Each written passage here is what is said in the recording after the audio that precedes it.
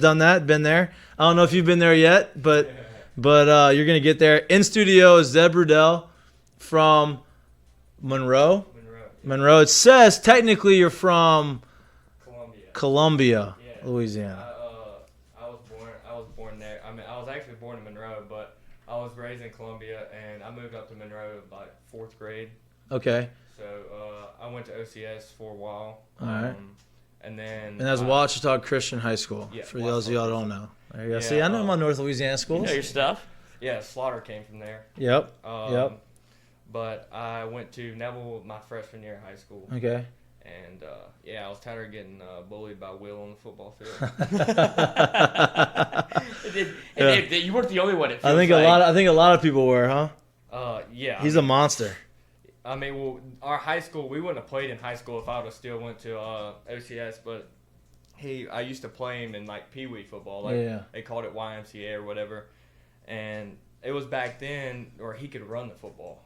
Oh wow! So he's like a head taller than every kid, like just running everybody over. Not even fair. Just putting stiff arming everybody. It was kind of like a game between me and him because I played running back and he was like the fullback, but you just hand the ball to him. Like, I mean, like you can't tackle. You couldn't tackle. Right. It wasn't fair. It's almost like the I am 12 guy. Yeah, exactly what it is. I am 12, and you're like 6'3" at 12. And you're like, okay, well that's not fair. Yeah, but shout out to Will for SEC Offensive Lineman of the Week. Yeah. Hey, coming back from his little stint in the hospital, I don't really know what happened. I think I've heard some things. Do you know? Dehydration is what they were saying. Had seizure on the field, but it didn't stop him. Nah, I heard he was chomping at the bit in the hospital. He was kind of like trying. They had to basically tie him down. Like, you're not leaving. Like, you gotta clear these tests. He went full. Remember the Titans? He was at Gary Bertier. Whenever Gary Bertier had legs at the time. He had legs. It just didn't work. Yeah, I mean, I know. But I'm just saying. But he was watching it. I feel like it was the exact same thing. Right. Wherever I'm throwing the food tray well, at it's not the the TV. exact same thing. I mean, one guy couldn't walk. The other guy was fine. Yeah, let me look at him against Florida. SEC Offensive Lineman of the Week. Lineman of the Week as a freshman. Our bookend freshmen as both tackles, I think we're set up football-wise, set up for the future. Let's get to you, though. Yes, sir. All right? No more sir. What are we talking about? You're making me more nervous about it. You're making me feel old. I feel like I just got left here, but I didn't. I am a little older. But lefty outfielder, throw lefty, hit lefty, right? Yeah. Both sides, right? I was telling you before you got on in our break, when I got here, my freshman year, I was god awful. Like I think I hit one home run in this fall. I came out of Christmas break and I struck out my first 9 times. Like, just not in a position to. And I was trying, right? I wasn't like I couldn't do it. I just was one of those things. You come in right now. Fall has basically just started. I guess y'all are probably halfway through, maybe. You have 3 home runs. The offenses seem to be clicking. Everybody seems to be swinging the bat. How have you felt so far in the fall? And what do you contribute to your hot start? I mean, I felt good in the fall, but started off the first game. I got Grant Taylor first at bat, and I got a big welcome to college baseball. That guy's throwing cheese, huh? Yeah, it was 90. I got 97 on the inside corner, and then like a 93, 94 mile an hour cutter in on my hands, fell off, and then a 78 mile an hour Uncle Charlie right down the middle, and it was. Couldn't stand you. You took it. You froze you, or you swung at it? Oh, I froze. Yeah, that's tough. It froze me coming from his arm angle, and then Aiden Moffitt did the same thing to me, lit me up, and I mean. After that first night, I was like, whoa. Yeah. Like, I'm here. Nothing like high school, but, I just went back and watched the bats, and I took too many fastballs. That was the end of the line. I wasn't ready to hit. That's one of Coach Johnson's biggest deals, being ready to hit, and I just wasn't ready to hit. So. And that's kind of what I want to get into is, like, Jay has been I know you have to call him Coach Johnson, but Jay has been an offensive guy, right? Like, he has been known for his offense, known for his lineups everywhere he's been. What are some of the things that he's kind of talked to you about as far as like, hey, this is what I want to see from you. This is how you need to. This is the approach you need. Have you all kind of gotten in depth with that yet, or he's kind of letting you be on your own right now until he sees what he needs to see? He's kind of like addresses as a whole. The biggest thing for me was I was a leg kick guy in high school. Like I was a leg kick guy last year in high school. And I struggled sometimes between high school, you see 70, and then you may see 90 every now and then. So sometimes I struggled getting it down like all the time. And the thing that he taught me was I switched to like the toe tap kind of thing, and it helped me so much of being on time with everything. Because I mean, you can't hit if you're not on time for the best fastball. Right. And I mean, that was just the biggest. That's been the biggest thing so far. We haven't really gotten into a 2-strike approach yet, but that's been the biggest thing so far. Best 2-strike approach I can give you: don't get the 2 strikes. Yeah, that's the thing I've learned. Yeah. You won't survive long in this league if you hit late in the count. If you take fastballs and hit late in the count, no. And if you, they said the best advice of hitting a breaking ball is hit the heater, right? Yep. Hit the fastball. Don't miss the fastball. You ain't got to worry about the breaking ball. Nope, you right? do not. Being from North Louisiana, being from Monroe area, I know up there's a lot of, now people always talk about South Louisiana. When you think of LSU, everybody thinks of South Louisiana, but there's a ton of LSU diehard fans up in North Louisiana and Monroe, right? Every time I go up there, you can feel it. Oh yeah. Did you grow up an LSU fan? Is this where you want it to be always? And is it, was it a no-brainer once they gave you the offer? Yeah, I always grew up an LSU fan. Like half of my high school graduating class came here. Yeah. But I've always grew up going to the games, and especially the football games, and going to the baseball games ever since I was younger. And it was definitely a no-brainer. But at the start of my recruitment, I committed to UL. I think that was my freshman year, or going into my freshman year. And then I kind of sat back and I was like, well, I think I made a decision too early. Right. So I reopened my recruitment, and I played well in the summer, and I went to like a bigger showcase event, and I did really, really well. And so I got a lot of attention from that. And once LSU was offered, that was no brainer. That was no brainer? It wouldn't. When did they officially offer you? Let's see. It was around my surgery time, so I had Tommy John. So it was around June. It was right in June. And that's what I want to get into, right? Because usually when you hear Tommy John, you hear about a pitch. Did you pitch in high school? Is that how it happened, or?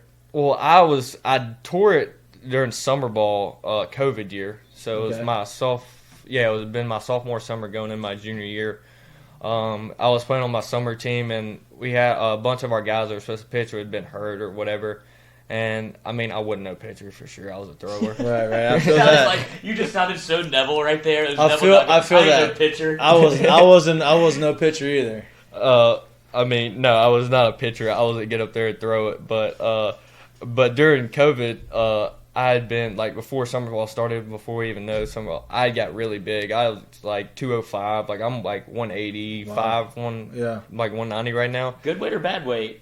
I mean, I was too big to play baseball for sure. I was benching 405 and like. Oh, so you were like stacked. I was like stacked, yeah. But we went into the summer and I really didn't throw much of a baseball as I just hit. And they asked me to get on the mound, and I got up there, and the first guy I was throwing hard, I got him to 0-2, and I hit him right in the head with a slider. There you go. I did that 2 more times, and then it finally popped. And no. Yeah, that was it. But I was lucky enough to get in with Dr. Andrews because they had just opened right back up after COVID.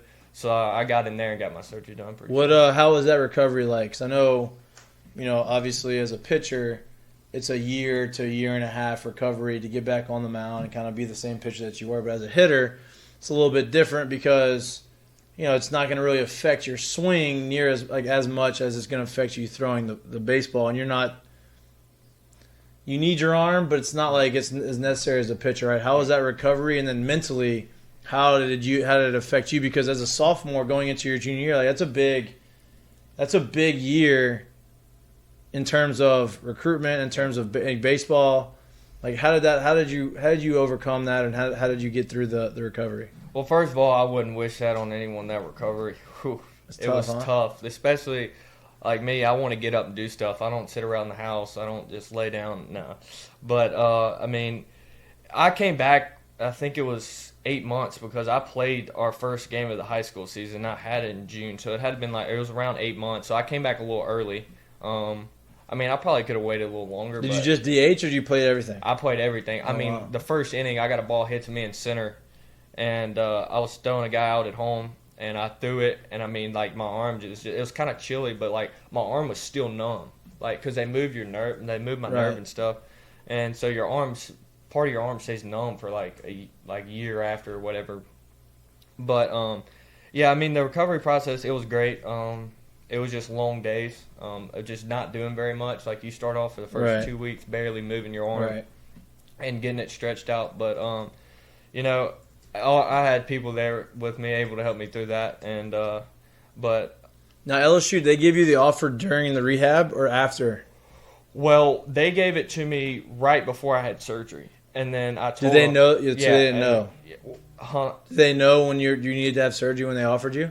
No. Well, I wasn't gonna have to have surgery, so they offered me before, and then I tore it like not too like I think it was a couple of days or weeks after that, and then I was talking to Nolan Kane at the time, and he was like, yeah, that's fine, totally okay, we still want you, blah blah blah. He was like, because Coach Maneri was supposed to call me later on. He was like, well, you don't have to tell Coach Maneri. I'll tell him and whatever. And the first thing I did when I got on the phone, I accidentally told Coach Maneri. He was like, what? I was like, oh my gosh. What did he say?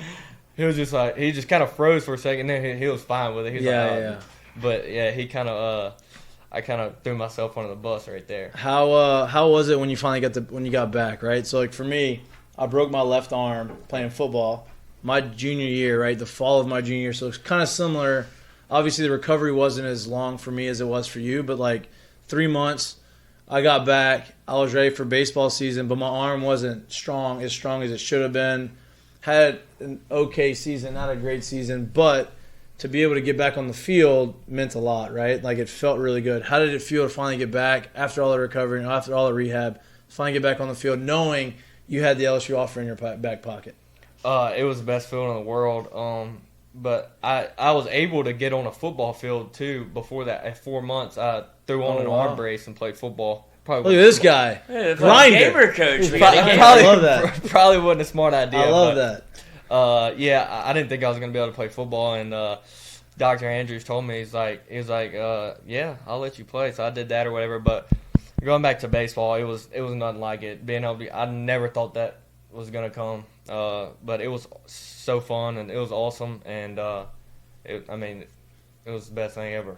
What are you most looking forward to? I know you grew up an LSU fan. You probably came to a lot of LSU games. I don't know if you've ever been to Omaha, but I'm sure you watched LSU in Omaha over the course of your life. What are you looking most forward to here now that you're playing for LSU and have the LSU jersey on? The one thing I'm ready to see, like, in the stadium is all the fans, like, in a game. Yeah. Like, I've seen a little bit with the fall fans, and I know a lot of people don't even get any fans, but I'm ready to see that in game and win a national title for sure. Love that, and I think you're on a spot to win a national title, right? The talent you have on the team. What is it like playing with all these guys, right? I don't know. You're a freshman. You're part of a really good, I think, the number one recruiting class in the country. They also had the number one transfer portal class in the country.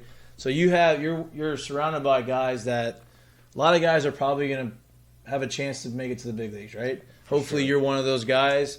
But what is it like in that locker room, in that clubhouse every day, playing with these guys, alongside these guys, and being one of those guys? I mean, it's like the biggest thing for me so far is it's a huge learning experience playing with guys like that. I mean, half of those guys are hopefully all of them are going to be major leaguers one day. But everything they do, I just watch and take detail and pick their brain and learn stuff from them because, I mean, they're the best in the country to do it. So it's just awesome having those guys around, those older guys, to be able to pick their brain. Do you have I think I know this answer, and we've asked a couple guys that have come in, but like, what are the expectations in that locker room, right? Like, I know you've had guys that have been here for 2-3 years, guys who have the opportunity to be the number one pick in the draft, and they came here at LSU for a reason, right? Not just to get drafted, but to win the World Series and make a run, and they haven't been able to get to Omaha yet, but they've gotten close, they've had opportunities. What is the feel and what is the mindset in the locker room going into this year? Expectation definitely for us is Omaha for sure. Yeah. I mean, the way we're going at it, the way we've been working with the guys we have on their team, I don't see no reason we shouldn't. It's just whether we go out there and handle our business, especially with all the guys that we do have, the amount of talent we have in the lineup. I mean, there's no excuses for us. We just have to go out there and do what we're coached and get it done. Y'all brought in a new pitching coach, right? Wes Johnson. To me, to a lot of people, like, Wes was probably one of the biggest recruits that Jay could have gotten to LSU, right? Because last year our pitching depth wasn't there, our starting pitching wasn't what everybody anticipated to be, and Jay kind of knew that going in. So he goes and hits the portal, brings all these guys in, recruits some guys. Grant Taylor may be the best arm on the team right now, and he was here last year, but you bring in Wes Johnson to develop these guys. He has a track record of developing these guys, so he comes in from the big leagues and develops this pitching staff. How has the pitching staff been? Because I think people start seeing the Twitter, like the news on Twitter about all these home runs are being hit, and all the offense has been doing all this stuff. That's him. That's my point. He's got 3 of them. Yeah. He's got 3 of them. Off the scheme plan. But you have the starting pitching, I feel like, and the pitching has still been good. What have you felt like, and what have you seen from the starters, and gives the people some room to be excited about? Because I think that the starters aren't getting talked about enough. Yes, the pitching staff has not gotten the credit they deserve. I would say like Skeens, Taylor, Floyd, like everybody on the pitching staff. Wes Johnson has him rolling. Like I don't even see the guy very much, but every time I see him, he's got the best attitude. Like he's hyped up, he's ready to be there, and he's working them harder than they've ever been worked. And those guys, they work their tail off, and they're gonna do some amazing things this year. They're gonna be really, really, really good. I'm looking forward to it. How to me I know you're a freshman, you weren't here last year, but there's some teams that are coming in that you would probably want circled and like can't wait for this weekend. To me, it's the Tennessee series, right? Yeah. You get to play now. That's in April, right? The beginning of April. So you have a long way to go until you get there. You have a job to do before that, but they get to come here. The series a couple years ago, playing them last year, gets a little chippy, right? Yeah, I watched that on TV. I would imagine that the guys and the boys in the clubhouse are pretty pumped that they get to come to Alex Box, especially with the talent that you guys have. Yeah, that's definitely. I think that's circled on everyone's. Like when they look at the schedule, that one's circled right there because, the way it happened, was it 2 years ago? 2 years ago, I think we're a lot better team. Like as in coach-wise, Coach Johnson, he's got us ready, and he's going to have us ready. We're not near the team we're going to be yet, but I'm ready for that one. That atmosphere is going to be crazy, and I'm ready to experience that. Tell me this. So we talked. It's going to be old school Xbox, huh? Oh, this is going to be old school Xbox. Like it's going to be like tailgating. It's going to be. Yeah, that's going to be. It's going to be a lot crazy. of shit talking. Like it's going to be awesome. A lot of the chalk. It's going to be like buses coming out and people are Tiger Bay. Like it's going to be football. Yeah, it's going to be great. I'm sure there's going to be some people getting thrown at and tossed. And, no doubt, which is great. I love that. That's I love awesome. that too. You should love that. Hard-nosed baseball. You absolutely should love that. We were talking a little bit about recruiting, right? You talked about Nolan Kane. Nolan's one of my really good friends. I played LSU with him. When the staff left and Nolan left to go to A&M and Jay and the new staff comes in, how did that affect your recruitment? Did Jay call you and say, okay, this is, did he have to re-recruit you or did you have to earn his trust for him to want you to come to LSU? Yeah, so when he got hired, my high school coach was like, you're going to love him. Like, he's a big hitting guy. You're going to love him. And so I just waited around, like kind of waited or whatever. And so I kind of hurt my arm. Like, my arm kind of flared up my summer going into my senior year. So I didn't play as much, so he wasn't able to get out and see me play. Right. So I didn't play football my senior year, so I could go to Jupiter. And oh, you didn't? Mm-mm. Mm-hmm. So sure, your football coach was real happy about that. Oh yeah, that was not, that was. I played slot and I played linebacker. Like I was like, you look like a little Wes Walker. I was utility. I was utility. Now I'm more of a Julian Edelman. Yeah, absolutely. He's more stacked than Wes Walker. Like if somebody got hurt, like if somebody on defense got hurt, safety, linebacker, I'm going to play it. Yeah. But, back to that, but yeah, he like my senior year, I went to Jupiter and stuff, and he like came and watched me play and re-recruited me basically, like just like made sure, just followed up on it, and I sat down and talked to him in his office, and everything with the scholarship and stuff was remained the same, and I was ready to go. That's good. That's good. What do you have? Like, what is something?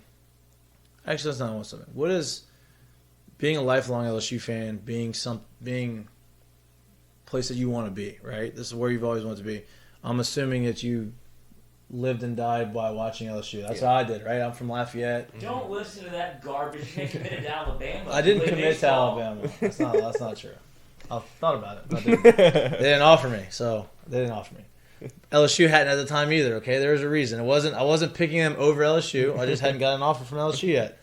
But when I was growing up, like it was all if the LSU game was on, if I could watch the game, I was watching it. Right? If I could go to the game, I was going to it. I went to Omaha in 1998 to watch LSU in Omaha. Yeah. And they didn't win that year, but I was there. Right?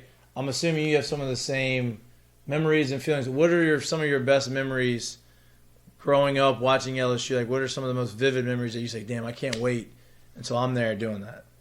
I mean, like it used to be like when I was a smaller kid, like. When I watch LSU games, I watch LSU football or baseball. If they lost, I was like, I ain't doing nothing for the rest of the day. No doubt. Like my day was ruined. The whole day was ruined. But like when we would go, like I was a little kid, I would play travel ball in Baton Rouge or whatever, and we'd stay at Little Bears, and we'd go to football games and baseball games, and I like just sitting there and be like, it's so awesome. Like, can't wait for it. For me, my best memory, like my favorite memory of like when I was old enough to really like not like when I was 7, you know, like I really want to go play at LSU, but like when I was old enough to feel like I had an opportunity and I kind of understood baseball was in 2000 watching Brad Cressy get the game-winning hit and Terrio come and throw the helmet and it's like for the walk-off, and I was like, damn. Like that's what I want. Like I want that, right? Like I dreamed of that. Like that's what I wanted. So that was the one thing that stuck in my head. And then, you know, fast forward 9 years later, I was able to come to LSU and do that and win a national championship. So I didn't know if there was something like that stuck out, like a memory-specific, vivid memory. Like I want you to stroke his ego a little bit. No, I'm not. It has nothing to do with me. Nothing to do with me. You played in 2009, right? Yeah, last national championship. Yeah, I was 6 then. Yeah, right. So he's too young. So he's gonna be his memories are gonna be probably the Bregman era. Yeah, I was about to say Alex Bregman. No, one of the games that sticks in my mind is when Bregman, when they played the Alabama series at Alabama, I think it was when Bregman hit that bomb to left field. Mm-hmm. That was just one of the big things that like stuck out to me. It's like those guys are different, like different. Hey, they ain't telling Bregman pitching this year. He had a good year. Yeah. So did Altuve. Hit 30. Didn't know if it came from LSU. Nope, did not come. I wish. I never was on a team that really relayed signs. Unfortunately, I wish. Now relaying signs from second to home is normal. That's normal, but you have to. Everybody on the team's got to be bought in. If you're not bought in, and you're the one hitting, and the guy on second's not bought in, you want to kill him. Because like, hey, bro, I'm doing this shit for you, and you're not gonna do it for me. That's bullshit, you know. But like. So if you're not bought in, you're just not going to do it. Who was the guy that swung Clayton Kershaw's curveball and it bounced probably 40 feet before the plate? Like, he didn't make it to the dirt. Well, sometimes they get you. Sometimes the catcher catches you and he changes it up and then you lose, right? But that's just part of the game. That is, sure. What you got on the football team this year? What do you think? I mean, obviously you saw the offense everybody was waiting to see Saturday. I mean, you have Will and Emory Jones at tackles, which just sets us up for the future because those guys they're different. Does Jay let y'all go to the games? Huh? Does Jay let y'all go? Yeah, so we're off this Saturday. Like it's savvy coach. Do y'all have a tailgate? You have like a team? Well, no, you don't tell me where it's at. No, we don't have a tailgate this year. No. I think they had one maybe last year, but well, yeah, it's up to you. I mean, that's the players. Like we to find a spot. It's kind of a pain. So I'm sure y'all just tailgate at y'all's apartments or whatever. Yeah, like. I'll walk around the parade grounds from time to time. Yeah, that's where you need to be. Take in the sights and sounds. That's where you need to be. Yeah, I'll walk around the parade grounds from now and then. But my hometown actually has a tailgate. Will's parents and some other people like this related to them. They do a tailgate, so they have like a whole big Monroe tailgate. So they have food and stuff over there. So I just go there and then go in the game. Yeah, that's the way to do it. That's money. Do you get That's money. You get to cut the whole line. Obviously, the student section line. Have y'all gotten yelled at yet? I used to get yelled at all the time because athletes get to cut through the line, right? No, we don't go in gate 7 anymore. Best thing that's happened to y'all because we used to get yelled at because we used to cut them and then go through the other gate like right there, and they had another entrance. That's a good move. No, we got like between gate 7 and I don't know the other gate, just on the front of the stadium right there. But we have like a little white tent that we walk through, and they just swipe our Tiger cards. That's the best. And on the front row. Yeah. Listen, you can go. Remember the Arkansas game when Tyron had the kickoff or the punt return for the touchdown? LSU, Arkansas. Yeah, absolutely. And LSU was getting beat, and then they had the punt return. He went right into the student section. If you look at the back field view of that, and you see some idiot banging on the thing, waving him and banging it, that's me. That was the year. That was the year I got drafted. And I left and I had to go play in the Arizona Fall League. And so I didn't get to see one game. Oh. Right? So it was 2011 was the best season at the time LSU's ever had. And so before the national championship game. So I was in it. Yeah, it was my first year gone. I went out, signed late, didn't play. So just 2 weeks there I was hitting batting practice, had instructional league, then they sent me out. I came home for a week. I watched some small, I forget who it was. I don't even know who we played. And then I left and went to the Arizona Fall League till November. So I came back for the last game of the season. It was Arkansas at home, and that was the only one I got to see. Then I was like, oh, that's okay. We're going to go to the national championship game. I'm just going to go. It's in New Orleans. I'm just going to go. National championship game comes. Tampa calls me and says, hey, we have a developmental league or developmental week that you have to come to Tampa for. I'm like, all right, when is it? This. I'm like, wow. So I had to go. I turned down. I had people calling me, hey, you think you can get us tickets? I'm like, I'm not going. I'm not going. You're not going. I'm not giving you a ticket if I can't. So I'm sitting and it ended up being a great thing because I was miserable. Watching the game was a miserable game. But how old were you for that? he was old, dude. 11? He was young. He was probably 8. 9? He remembers that. 8 or 9. Is that the same year? Was that the same year that they lost Alabama 9-6? No, they beat Bama 9-6 and then lost to Bama in the 9-6. national championship 21-0. Yeah, that was when they had T.J. Yeldon as running back, wasn't it? Or Alabama, right? That was the next year. You're talking about the Yeldon screen pass. Yeah, that was 2012. But yes, I do remember that because I remember the year that LSU beat them 9-6. Yeah. Yeah, I do remember the national championship.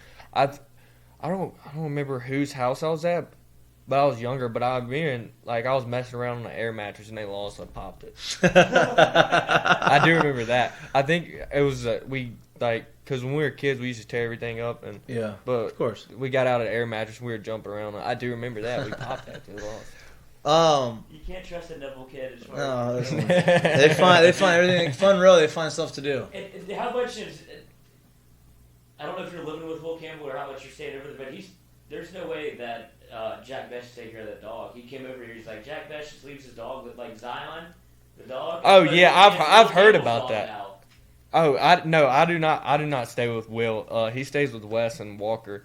I don't stay with Will, but I haven't even really been in his house that much because we're all so busy. But yeah, I've heard about that. I heard he doesn't take care of his dog very well. Will's like, I'll just train the dog, just give it to me. I have a question. I don't think people know this. So do y'all have a new strength coach? No. So Travis is still there, yeah. But y'all have a new trainer, right? Yeah. You just got a new trainer, right? Yeah. How has the adjustment from you, for you coming in from high school to college, right? In high school, it was you basically show up and you play. You don't really have much. You have a little bit of a training thing, but you don't have a trainer. You don't have somebody always doing maintenance on you. You don't have anybody you can ask. How has that transition been? Of now I can go and actually have someone to talk to and say, okay, this is what's going on. This is what I need to get work on, and then you have an actual training program customized for you. Yeah, that's awesome. You don't have to go sit down and think about what you're going to do for your working out. Travis is great. I love Travis. He's a funny guy. But Josh, yeah, he's done a great job. I think it ups the level of play. I mean, having that in high school, and it saves injuries too. In high school, our baseball field was off campus. So in the training room and all that stuff was at the football field. So we had a trainer in the bleachers if somebody got hurt. Right. But just having if you have anything wrong with you, just being able to go in there, and he's very good at his job. He's helped me a lot. That's good. How, Yolan? Go ahead. A lot's been made of what the competitiveness of the LSU baseball roster. Do you feel like there's a sense of that within each other? Maybe it's unspoken, but there's only so many places to play, and it feels like y'all have so many guys that are all vying in competition, all can play. Do you have to have that subtle sense in the locker room or in the clubhouse, or shit? At some point it's me or you. Yeah, I mean, obviously there's a sense of competition, but Right. we're all like rooting for each other. There's no like he's against you, like nothing like that. Nobody's selfish in the locker room. We're all rooting for each other, and I mean how it plays out. But we're gonna win. It doesn't matter what we do, but we're gonna find a way to win. And competition makes everything it makes better, right? Like 100%. when I was here, when I first got here in the fall, I had no chance of making the starting lineup in the fall. But in my mind, I was like, I'm gonna go out there and I'm gonna earn that spot, right? We had Jared Mitchell, who was a first rounder. You had Leon Landry, who was a third rounder out in center field. And we had Chad Jones, who was a freak show that was supposed to be our starting outfield, right? And then after that, you had Ryan Schiff, who could play a little outfield, who was a third rounder, made it to the big leagues. And so I was like, all right, all I'm trying to do is come out here, put on a good performance, show the coaches that like I belong here, and earn my way into the travel squad, right? To be able to play good defense, do whatever. So we go. And the only reason I made the travel squad is because I could play defense and I could run, right? Yeah. That was it. And so I was probably 25th man on the roster, hadn't figured it out yet. And then bad game, opportunity, ended up hitting 2 home runs in a game and never came out the lineup again. So my whole point for this is like, you just never know when your opportunity is going to be. But the only reason I was ready was because of the competition that I had ahead of me and because of the guys that I had to elevate my game to beat and compete with allowed me to be ready for that opportunity. And, you know, you can only ask for that opportunity. Yeah, I mean, competing with like those guys, the best in the country every day, that's awesome. It's priceless. Like, you can't get any better just sitting there training or doing anything by yourself. But we push each other and we root for each other. And I mean, however it plays out in the end, I mean, that's up to itself. But you know, we're gonna find a way to win as a team. It's more about a team than yourself. So, man, all the right answers. I feel like Tommy Karen must be talking with y'all, huh? We finally had our first meeting with her. I finally met her. No, Tommy Karen, the guy. Oh no! I thought you were talking about a mental. I thought you said Karen. No, Tommy Karam. He did he meet with y'all? Teach y'all how to talk to the media. Yeah. The default face. Default face. Yeah. That's my uncle. Yeah. Oh, really? Yeah. I love the way he says "mer." Mm-hmm. He's Mer. Everybody started dying out laughing. He's from Oakdale, Louisiana, man. He's from a small town, Louisiana. Before I let you go, we've talked about how good the pitching staff is. Who's the guy that you've been most impressed with that people may not be like? People don't really know. Most impressed was I think Aiden Moffitt. He's in my class, and I not grew up, but I played summer ball with him for a while. He's a freak. Yeah. He can probably help out this year. I think he will. He was up to he hit 99 a couple times. What scrimmage or 98 or 99? Yeah. 5 or 6 times on the scrimmage the other day, but. And with Wes Johnson, he's gonna go to like new heights. I mean, that kid he's something special, and wow. I can't wait to sit back and watch it. When do y'all end? When's fall end? Do you know? I think when we go home for Thanksgiving break. All right, so basically, because we go back to individuals after we come back. So you have a month left to go out there, support the boys out there in spring and fall practice. It's free, gates are open. Show up, watch it, which has got to be cool, right? Because people are probably watching y'all scrimmages all the time. Yeah, it's awesome. I don't think many other people have the support that we do around the country. And like first scrimmage, I saw those people there, and I was like, "Whoa, this is a fall game." Yeah, it's tight. And there's like, and you got people coming on, like you had Tennessee fans coming to our game. You're like, what?